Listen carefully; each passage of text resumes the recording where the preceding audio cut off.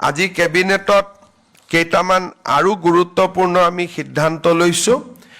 এটা হৈছে ধুবুৰী আৰু সাউথ সালমাৰা জিলাত আৰু লগতে অসমৰ চৰ অঞ্চলত কাম কৰি থকা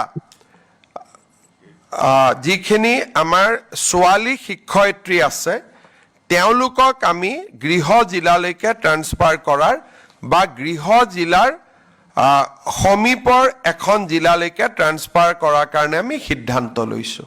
তাৰ মানে সাউথ সালমাৰা ধুবুৰী বা চৰ অঞ্চলত যিসকল ছোৱালী শিক্ষয়িত্ৰী কাম কৰি আছিলে 5 বছৰ চাকৰি সম্পূৰ্ণ হৈছে। আগতে আছিলে যে 10 বছৰ হ'ব লাগিব, তাতো পোষ্ট থাকিব লাগিব।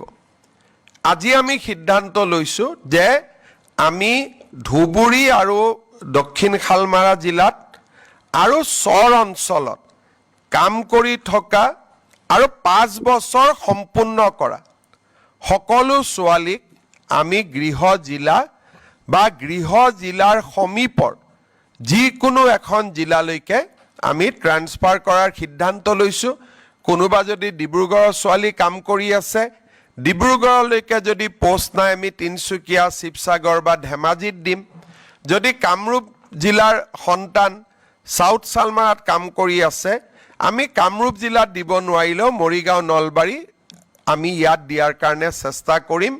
ই এটা ছোৱালী শিক্ষয়িত্ৰীৰ কাৰণে এটা বহুত ডাঙৰ সকাহ হিচাপে পৰিগণিত হ'ব বুলি আমি আশা কৰিছোঁ। ৰাজ্য চৰকাৰৰ কেবিনেটে আজি আৰু এটা সিদ্ধান্ত লৈছে। কেইদিনমান আগতে আমি সৰ্বশিক্ষা অভিযানত কাম কৰি থকা আৰু 5 বছৰ পূৰ্ণ হোৱা শিক্ষকসকলক চৰকাৰী শিক্ষক হোৱাৰ সুবিধা দিছিলোঁ। কিন্তু 5 বছৰৰ অপশ্যনটো থকা কাৰণে বহুবিলাক শিক্ষকে এই স্পেচিয়েল ৰিক্ৰুটমেণ্ট ড্ৰাইভৰ সুবিধা ল'ব পৰা নাছিলে। তেওঁলোকে আমাক আবেদন কৰিছিলে। এতিয়া 5 বছৰটো আমি 3 বছৰলৈকে কমাই দিছোঁ। সৰ্বশিক্ষা অভিযানত 3 বছৰ কাম কৰিলেও তেওঁলোকক আমি সৰ্বশিক্ষাৰ পৰিৱৰ্তে চৰকাৰী শিক্ষক হিচাপে আমি পুনৰ তেওঁলোকক নিযুক্তি দিয়াৰ ব্যৱস্থা কৰিম। এই দুইটা আমাৰ শিক্ষক শিক্ষয়িত্ৰীসকলৰ বহুদিনীয়া ৰিকুৱেষ্ট আছিলে। আজি দুইটা ৰিকুৱেষ্ট আমাৰ কেবিনেটে গ্ৰহণ কৰে আৰু আমাৰ এই সিদ্ধান্তই তেওঁলোকৰ বহুদিনীয়া এটা ৰিকুৱেষ্ট বা দাবী পূৰ্ণ হ'ব বুলি আমি আশা কৰিছোঁ।